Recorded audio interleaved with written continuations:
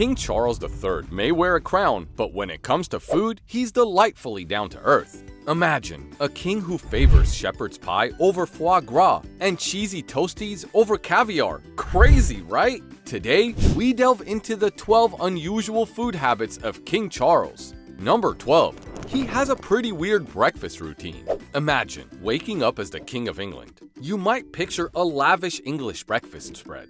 Eggs, bacon, sausages. But Charles, he's cutting against the grain. While we can't vouch for the everyday diet of Brits, King Charles prefers breakfasting like he's in a nature documentary. Mostly birdseed, as Prince William cheekily calls it. He's got a breakfast box. Think muesli, loaded with seeds, dried fruit, and a honey lineup that would make bees envious. 6 types to be precise. Sure, it might sound like overkill, but let's give the king a break. Compared to royal extravagances of the past, this isn't ruffling many taxpayer feathers. His fruit fixation? Canned plums. But he insists on 2 in his dish, only to send one back untouched.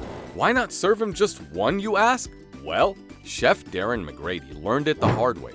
Reportedly, the king threw a fuss and demanded a second plum, only to return it untouched, of course. Number 11. He doesn't like lunch. After nibbling on seeds and a lone plum for breakfast, you'd bet King Charles would be craving a big lunch, right? Wrong. The Once Prince of Wales website spills that lunch is basically a no-go for him. Maybe he sees it as a second speed bump in his royal workday. Even his teams learned the drill. His old press guy, Julian Payne, once hinted to the Mirror about packing snack bars for on-the-move munching alongside the future king. But hold on, the king isn't entirely on a mealtime fast. By 5 p.m., he and Camilla hit pause for tea with cake and sandwiches. And yes, there's often fruitcake. Brits and their fruitcakes, right? Leftovers? There's no royal waste. Today's uneaten cake becomes tomorrow's tea treat. Now, it might seem odd, especially for a monarch with the world's menu at his fingertips, but consider the dining disasters of King Henry VIII or King George IV. Perhaps Charles is taking notes from their history lessons, choosing to favor quality bites over a never-ending royal buffet. Number 10. He's an almost vegan. In the evolving world of diets, even royalty's catching on.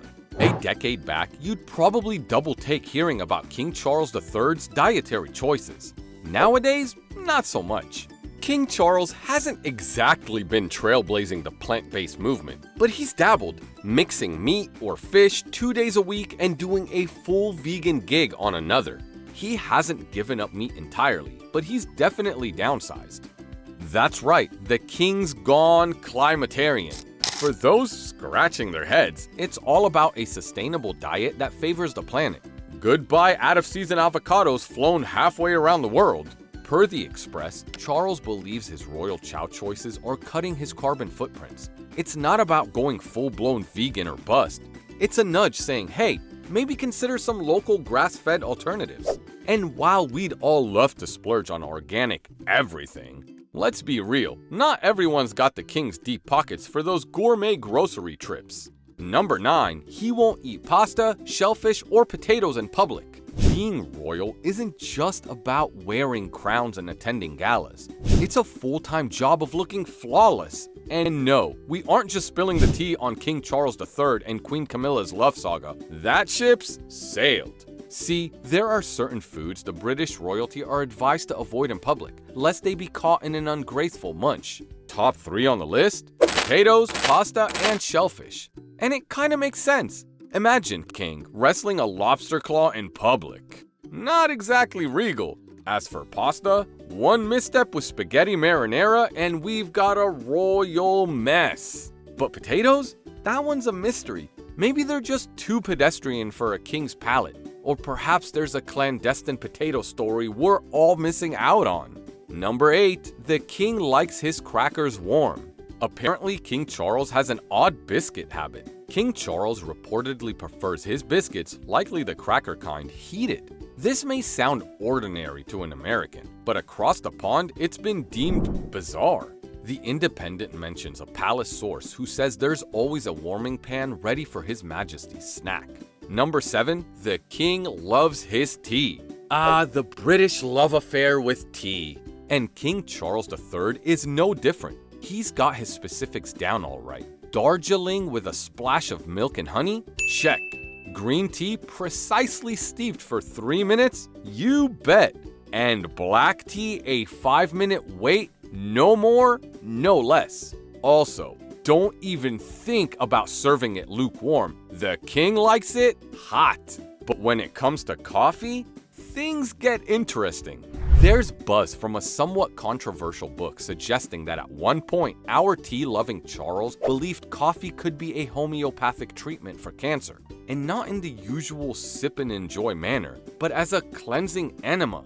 Yeah, that's one brew we're glad didn't become the daily grind. Number 6, he loves Italian food but hates garlic. No matter how weird this sounds, there might be a method to this culinary madness. Think about it. Royals shaking hands, mingling with stars, whispering state secrets. Now add garlic breath to the mix? Yikes! Nobody wants a whiff of that, especially not in the refined circles of Buckingham Palace. Sure, garlic's delicious, but its aftermath? Not exactly royal friendly.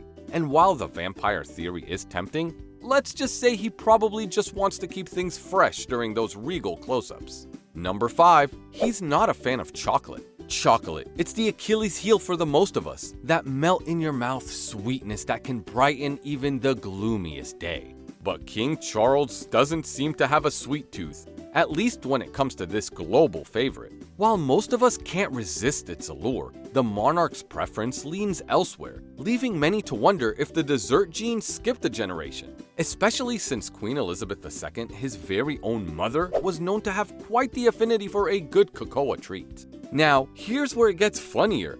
For his coronation, someone had the bright idea to immortalize him in, you guessed it, chocolate. A life-sized bust capturing every regal detail of him in his full military splendor. Crafted by melting and molding popular candy bars, it was a masterpiece that took artisans an entire month to perfect. Imagine crafting of a chocolate likeness for someone who'd probably be the last person to appreciate its sweet essence. But the joke's on us, isn't it?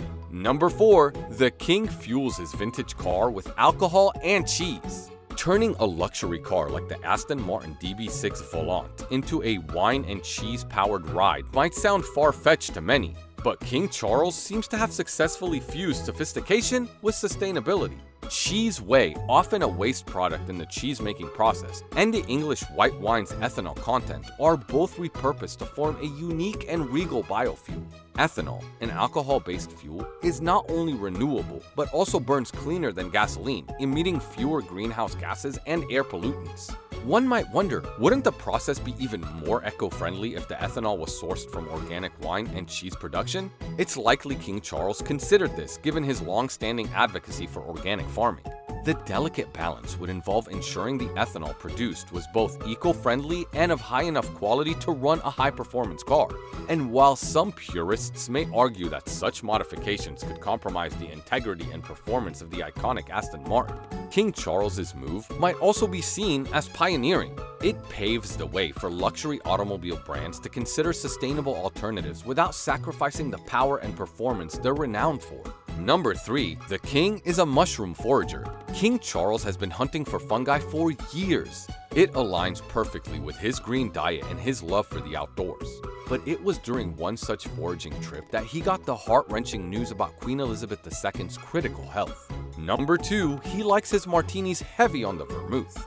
Martini drinkers can be quite specific. Some barely want the bartender to think of vermouth when mixing their drink. Winston Churchill once even joked about wanting to merely glance at vermouth from a distance while sipping his martini. But King Charles, he's not skittish about a good splash of vermouth. The typical dry martini is a 6-to-1 gin to vermouth ratio, but the king likes it extra wet, a 50-50 split. In fact, he's so partial to his evening martini that he carries a stash of pre-mixed versions. Number 1, he's very particular about his eggs. When it comes to eggs, everyone's got a style. Some dig scrambled, others are all about omelets. King Charles III, he's on team soft-boiled and he's precise. 4 minutes on the dot. If you never tried it, you're aiming for a creamy yolk and a tender white. Gordon Ramsay says 6 minutes is the magic number. Whichever camp you're in, Ramsay's got a tip. After boiling, cool them in water, crack the base, and give them another cold dunk for easier peeling. Your choice, your breakfast. So, do you think you could stomach any of these unusual food habits of King Charles? Let us know in the comments below. But that's all for today. See ya!